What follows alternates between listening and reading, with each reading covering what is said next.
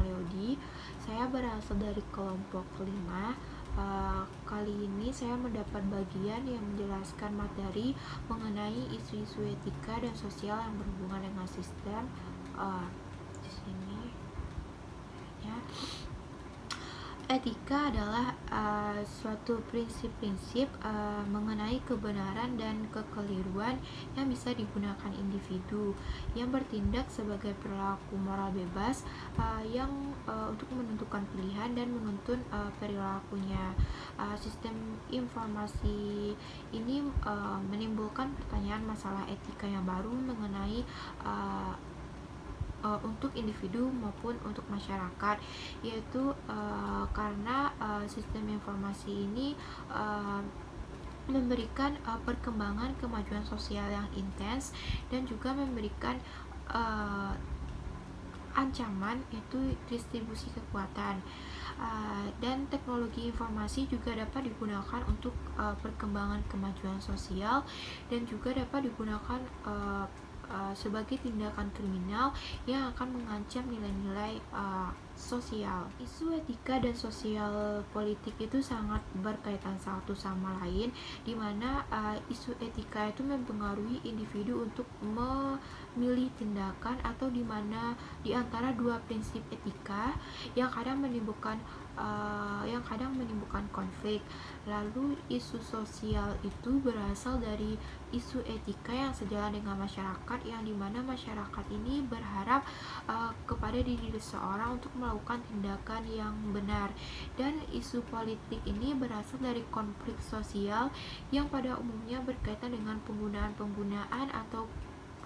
perundang-undangan yang memberikan arah dan panduan bagi individu dan organisasi untuk melakukan suatu tindakan yang benar. Nah, selanjutnya yaitu materi mengenai model untuk mempelajari isu-isu etika dan sosial politik. Isu etika dan sosial politik sangat saling berkaitan, di mana etika yang mungkin akan dihadapi sebagai seorang manajer biasanya tercermin dalam sosial politik. Pengenalan teknologi informasi yang baru memiliki dampak seperti gelombang, menimbulkan isu etika, sosial, dan politis yang harus ditangani oleh individu, sosial, dan politis. Di slide di atas yaitu ada model yang digunakan untuk menggambarkan dinamika yang menggabungkan isu-isu etika, sosial, dan politik.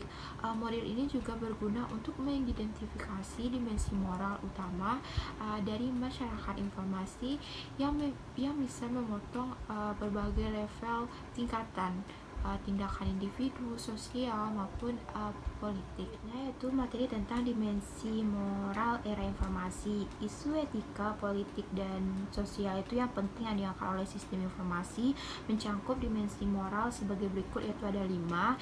Yang pertama itu ada hak informasi dan kewajiban. Yang kedua itu hak kepemilikan. Yang ketiga itu pertanggungjawaban dan kontrol. Yang ketiga itu kualitas sistem, dan yang terakhir itu adalah kualitas hidup. Di sini ada slide-nya. Nah, yang pertama itu ada hak informasi dan kewajiban, yaitu yang mengenai hak informasi apa saja yang dimiliki individu dan organisasi mengenai keterkaitan dengan informasi mengenai dirinya sendiri. Yang kedua, apa saja yang harus dilindunginya. Dan yang ketiga itu kewajiban apa yang dimiliki oleh individu dan organisasi mengenai informasi tersebut.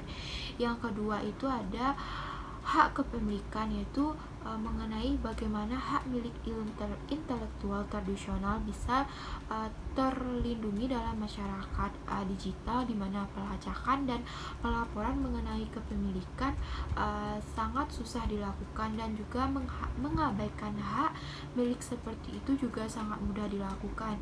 Yang ketiga itu adalah pertanggungjawaban dan kontrol, yaitu siapa yang bertanggung jawab atas segala kejadian yang merugikan informasi dan kolektif, serta hak-hak kepemilikan. Dan yang keempat itu ada kualitas sistem, yaitu standar baku apa untuk data dan kualitas sistem yang harus diminta untuk memberi perlindungan atas hak-hak individu dan keamanan masyarakat.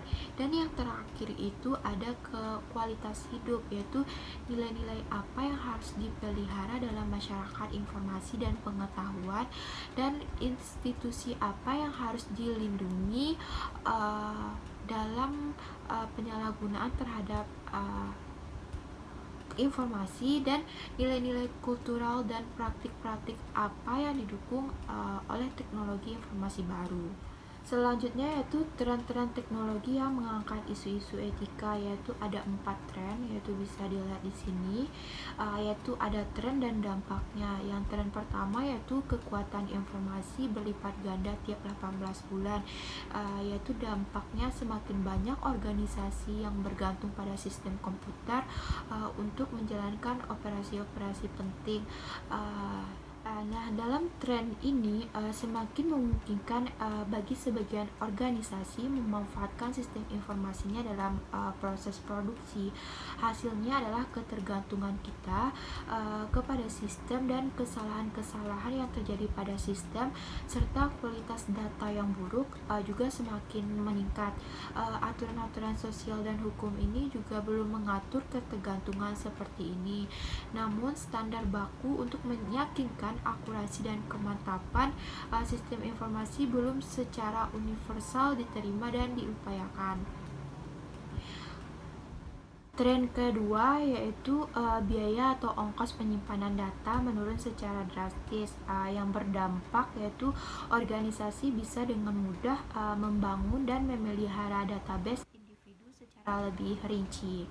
Yang ketiga itu trennya yaitu kemajuan analisis data, di mana dampaknya perusahaan bisa menganalisis sejumlah besar data secara cepat dan membuat profil individu terperinci.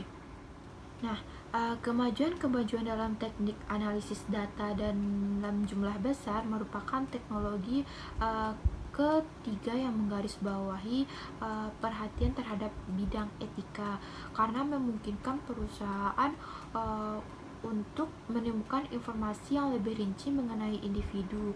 Dan dengan teknologi sistem informasi kontemporer, perusahaan bisa merangkaikan dalam dan mengkombinasikan bermacam-macam informasi yang tersimpan pada komputer secara lebih mudah daripada masa lalu. Dan yang terakhir yaitu trennya kemajuan pada internet dan teknologi jaringan, di mana dampaknya itu semakin mudah untuk menyalin dan mengakses data secara personil dari suatu lokasi ke lokasi lainnya. Itulah materi bagian saya yang bisa saya sampaikan. Apabila ada kesalahan dan kekurangan, saya mengucapkan mohon maaf dan terima kasih. Assalamualaikum warahmatullahi wabarakatuh. Assalamualaikum warahmatullahi wabarakatuh. Baiklah, saya Resta Primaniza. Saya akan menjelaskan materi mengenai etika pada masyarakat informasi. Konsep-konsep dasar. Ada tanggung jawab, akuntabilitas, dan pertanggungjawaban. Di sini kita sudah mengetahui bahwa tanggung jawab merupakan elemen yang penting setiap tindakan yang kita perbuat. Setiap apa yang kita perbuat, kita akan menerima konsekuensinya. Akuntabilitas itu merupakan ciri-ciri dari sistem politis, di mana suatu badan hukum mengambil peranan yang memberikan izin kepada individu untuk memperbaiki kerugian yang disebabkan oleh pelaku, sistem, atau organisasi lain. Ketika kita dihadapkan pada situasi yang tampaknya memunculkan isu etika, ada 5 langkah analisis etika. Nah, yang pertama yaitu identifikasi dan jelaskan fakta dengan jelas. Di sini ditentukan siapa yang melakukan apa kepada siapa, di mana, kapan, dan bagaimana. Yang kedua itu definisikan konflik atau dilemanya dan identifikasi nilai luhur yang terlibat. Yang ketiga yaitu identifikasi pihak-pihak yang berkepentingan. Nah, jadi Setiap isu etika sosial ini memiliki pihak-pihak yang berkepentingan. Yang keempat, identifikasi pilihan yang dapat Anda ambil dengan beralasan. Dan yang kelima, identifikasi potensi konsekuensi dari pilihan Anda. Ada beberapa prinsip etika di beberapa kebudayaan yang telah bertahan sepanjang sejarah. Yang pertama yaitu perlakuan orang lain seperti apa yang Anda harapkan orang lain perlakukan Anda.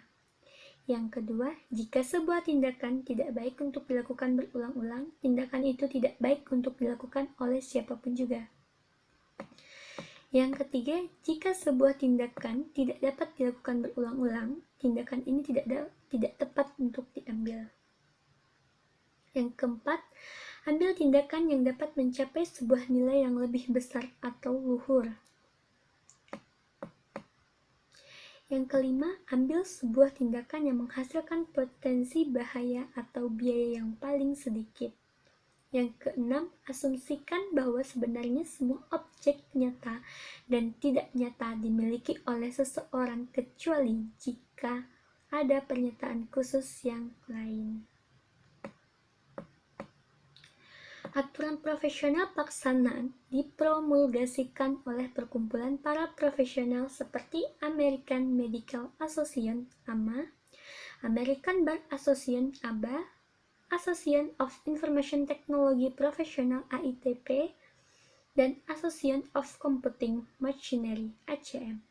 Para kelompok profesional ini bertanggung jawab atas peraturan parsial dari profesi mereka dengan menetapkan jalan masuk kualifikasi dan kompetensi. Kode etik ini merupakan janji seorang profesi untuk mengatur dirinya sendiri dalam minat umum kemasyarakatan. Sekian yang dapat saya sampaikan, terlebih dan kurang saya mohon maaf. Assalamualaikum warahmatullahi wabarakatuh. Saya Hafiz Irawan akan melanjutkan materi mengenai dimensi-dimensi moral dari sistem informasi. Yang pertama, hak-hak informasi, kebebasan pribadi, dan kebebasan dalam era internet. Privasi adalah klaim individu untuk dibiarkan sendiri bebas dari pengawasan atau intervensi dari individu atau organisasi lain termasuk negara. Sebagian besar hukum privasi di Amerika dan Eropa berdasarkan Fair Information Practice atau bisa disebut praktik informasi yang terbuka, di mana FIP ini adalah sekumpulan prinsip yang mengatur pengambilan dan penggunaan informasi tentang individu. Adapun tantangan internet terhadap privasi adalah sebuah web dapat mengetahui identitas jika pengunjung dengan secara sukarela mendaftarkan diri untuk membeli produk atau jasa atau untuk mendapatkan jasa gratis seperti informasi. Sebuah web juga dapat memperoleh informasi tentang pengunjungnya tanpa diketahui, yaitu dengan cookie. Cookie adalah file kecil yang tersimpan dalam hard drive komputer ketika seorang user berkunjung ke dalam web tertentu. Adapun solusi teknis selain perundang-undangan, teknologi baru telah bermunculan untuk melindungi privasi pengguna selama berinteraksi di web. Banyak perangkat ini digunakan untuk membuat email atau aktivitas webnya menjadi anonim, untuk melindungi komputer klien dari penerimaan cookie, atau untuk berinteraksi dan menghilangkan spyware. B. Hak cipta. Hak cipta adalah pengakuan oleh undang-undang yang melindungi pencipta kekayaan intelektual dari penggandaan hasil karyanya oleh pihak lain untuk tujuan apapun selama usia hidup pencipta ditambah 70 tahun setelah penciptanya meninggal. Sedangkan untuk perusahaan, perlindungan hak cipta akan berakhir 95 tahun setelah penciptaan pertamanya. C. Hak paten. Hak paten memberikan hak monopoli eksekutif kepada pemilik gagasan yang melatar belakangi suatu penemuan. Yang ketiga, akuntabilitas, liabilitas, dan pengendalian. Bersamaan dengan Undang-Undang Kekayaan dan Privasi, teknologi informasi baru memberikan tantangan bagi liabilitas hukum dan praktik sosial yang sudah ada dalam melindungi institusi dan masyarakat. Masalah liabilitas yang berkaitan dengan komputer, yang pertama perangkat lunak yang sangat berbeda dengan buku, dan yang kedua peran perangkat lunak yang begitu sentral, memberikan kesempatan yang baik untuk memperluas undang-undang liabilitas guna menjangkau perangkat lunak, meskipun perangkat lunak tersebut hanya menyediakan layanan informasi. Sekian presentasi dari saya. Terima kasih. Assalamualaikum warahmatullahi wabarakatuh. Yang kedua, hak kekayaan intelektual. A. Rahasia dagang. Produk karya intelektual apapun rumus perangkat pola atau kompilasi data yang digunakan untuk sebuah tujuan bisnis dapat diklasifikasikan sebagai rahasia dagang, asalkan hal ini tidak didasarkan pada informasi di domain publik. Assalamualaikum warahmatullahi wabarakatuh. Baiklah, saya Haryati Nufus Afni akan melanjutkan materi dari rekan saya yang sebelumnya tentang dimensi sistem informasi. Dimensi yang keempat yaitu kualitas sistem, di mana mencakup kualitas data dan kesalahan sistem. Ada 3 sumber dari kesalahan sistem. Yang pertama adalah hoax dan kesalahan dari peranti lunak. Yang kedua yaitu kegagalan fasilitas dan kesalahan peranti keras yang disebabkan oleh kegagalan alami atau sebab lainnya. Yang ketiga yaitu kualitas dari input yang buruk. Nah, dimensi yang terakhir yaitu kualitas hidup yang mencakup ekuitas, akses, dan batasan, di mana biaya sosial yang negatif dapat menciptakan sebuah teknologi dan sistem informasi. Ini meningkat beriringan dengan kemajuan dari teknologi. Nah, di mana komputer dan teknologi tersebut dapat merusak suatu elemen kebudayaan seperti masyarakat, individual, dan tokoh-tokoh politik lainnya. Ada 7 akibat dari sistem informasi. Yang pertama yaitu menyeimbangkan kekuatan.